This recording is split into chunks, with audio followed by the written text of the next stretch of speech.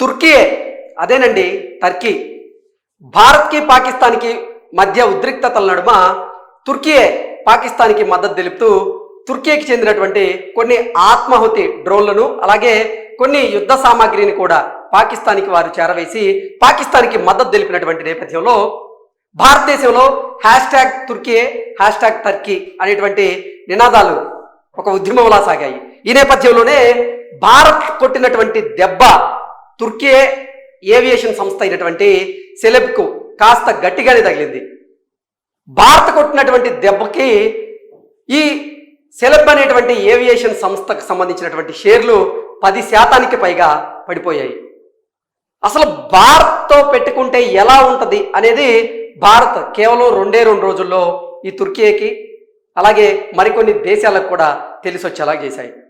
ఈ టర్కీకి చెందినటువంటి యాపిల్స్ కానీ అలాగే టర్కీకి చెందినటువంటి ఈ వాణిజ్యం విషయంలో కానీ టర్కీకి చెందిన కొన్ని వస్తువులను బ్యాన్ చేస్తూ యావత్ భారత జాతి మొత్తం కూడా ఒక నిర్ణయం తీసుకొని అసలు టర్కీకి చెందినటువంటి వస్తువులన్నింటినీ బాయ్కాట్ చేస్తూ బాయ్కాట్ టర్కీ అనేటువంటి ఉద్యమం తారాస్థాయిలో చేసిందంటే నిజంగా టర్కీ మీద భారతీయులకి ఎంత ఆక్రోశం ఉంది, ఆగ్రహం ఉందనేది అర్థం చేసుకోవచ్చు. గతంలో టర్కీలో అంటే తుర్కీలో భూకంపాలు వచ్చి ఆ టర్కీ దేశాన్ని అయితే అతలాకుతలం చేశాయి. ఆ సందర్భంలో భారత ప్రధాని అయినటువంటి నరేంద్ర మోదీ గారు గొప్ప మనసుతో ఈ తుర్కీకి మనమంతా మనం సాయం చేసాం.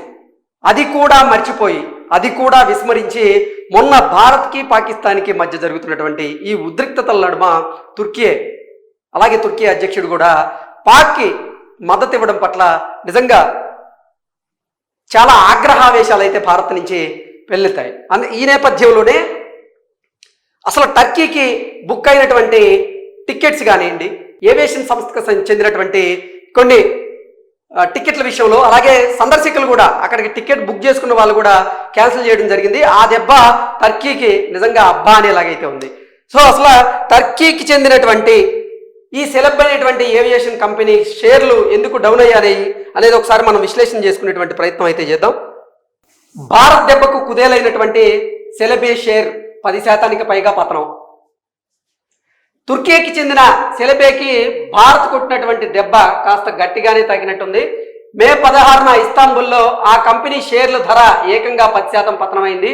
గత 4 సెషన్లలో ఈ షేర్ విలువ 30% ఆవిరైంది.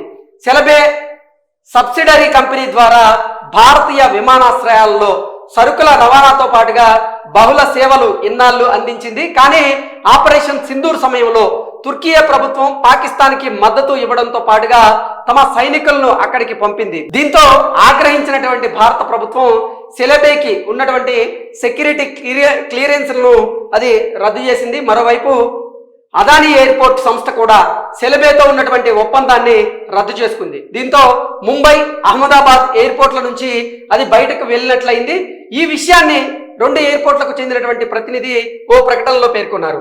ప్రస్తుతం అదానీ ఎయిర్పోర్ట్స్ హోల్డింగ్ కు ముంబై, అహ్మదాబాద్, మంగళూరు, గువాహటి అలాగే జైపూర్, లక్నో, తిరువనంతపురం విమానాశ్రయాలను నిర్వహిస్తూ ఉంది. ఇది ప్రభుత్వ నిర్ణయం తర్వాత ఢిల్లీ ఇంటర్నేషనల్ ఎయిర్పోర్ట్ లిమిటెడ్ కూడా తమ ఒప్పందాలను అయితే ఈ సెలబేతో రద్దు చేసుకుంది.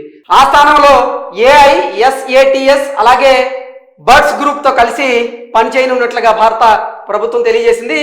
ఇక తమది తుర్కీ కంపెనీయే కాదని తాజాగా సెలబే వివరణ ఇచ్చేటువంటి ప్రయత్నం చేసింది. ఆ దేశాధ్యక్షుడు ఎర్డోగాన్ కుటుంబంతో తనకు సంబంధం లేదని, ఆయన కుమార్తె తనకు బాస్ కాదని వివరణ ఇచ్చేటువంటి ప్రయత్నం ఈ సెలబే కంపెనీ చేసింది.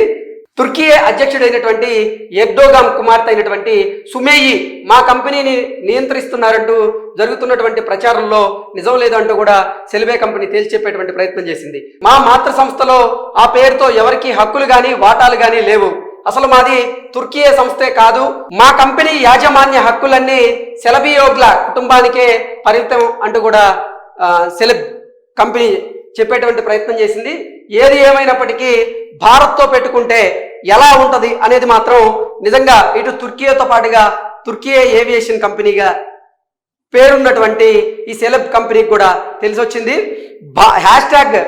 #టర్కీ అనే పేరుతో ఎప్పుడైతే సోషల్ మీడియా వేదికగా భారత ప్రజలు ఒక నినాదాన్ని, ఒక పోరాటాన్ని ఎత్తుకున్నారో దాని దెబ్బకి నిజంగా ఈ సెలబ్కి సంబంధించినటువంటి ఈ స్టాక్ మార్కెట్లలో వారి షేర్ ధర పడిపోవడం నిజంగా మనం చూస్తూ ఉన్నాం. భారతీయులు తలుచుకుంటే ఎలా ఉంటుంది అనేది మరొకసారి ప్రూవ్ చేశారు. గతంలో చూసుకున్నట్లయితే మాల్దీవ్స్ మీద మన భారత ప్రధాని ఒక్క ట్వీట్ చేసిన తర్వాత ఆ ట్వీట్ ప్రభావం ఎంత ప్రభావవంతంగా పడిందనేది మనం చూసాం. ఈసారి కూడా భారత్ పాకిస్తాన్ల మధ్య ఈ ఉద్రిక్తతల నడుమ ఈ తుర్కీ ఎప్పుడైతే పాకిస్తాన్కి మద్దతు తెలుపుతూ వారి సైనిక సిబ్బందిని పాక్లో మోహరించిందో ఆ దెబ్బకి అసలు #తుర్కీ #టర్కీ అనేది నిజంగా ఒక ఉద్యమం లాగా అయితే సాగింది.